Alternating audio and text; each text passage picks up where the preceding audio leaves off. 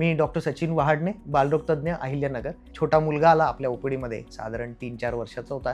काहीतरी आजारी होता, ताप आलेला होता म्हणून आईवडील घेऊन आले होते. तर आल्या मला अँटीबायोटिक द्या असं तो म्हणायला लागला. आता इतका छोटा मुलगा 3-4 वर्षाचा, तोही म्हणत होता की अँटीबायोटिक द्या. म्हणजे याचा अर्थ आपल्या समाजामध्ये सगळ्यांमध्ये अँटीबायोटिक म्हणजे काहीतरी प्रत्येक गोष्टीवरचा एक रामबाण इलाज आहे किंवा काही झालं की पहिलं अँटीबायोटिक घ्यायलाच पाहिजे, असं काहीतरी समज सगळ्यांमध्ये पसरलेला आहे.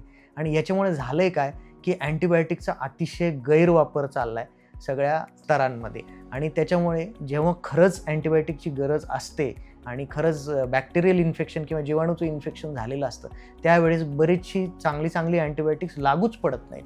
आणि मग खूप पेशंट सिरियस झाल्यानंतर सुद्धा आपल्याला काही वापरण्यासाठी राहत नाही. तर थोडंसं सगळ्यांनी ही गोष्ट समजून घेण्याची गरज आहे की बऱ्याचदा आपल्याला जो काही सर्दी, खोकला, ताप वगैरे अशा ज्या तक्रारी असतात, त्या बऱ्याचदा ह्या तक्रारी ह्या व्हायरल इन्फेक्शनमुळे झालेल्या असतात किंवा विषाणूजन्य आजारांमुळे झालेल्या असतात, ज्याच्यामध्ये अँटीबायोटिक्स अजिबात लागू पडत नाहीत किंवा अँटीबायोटिक्सची गरजच नसते.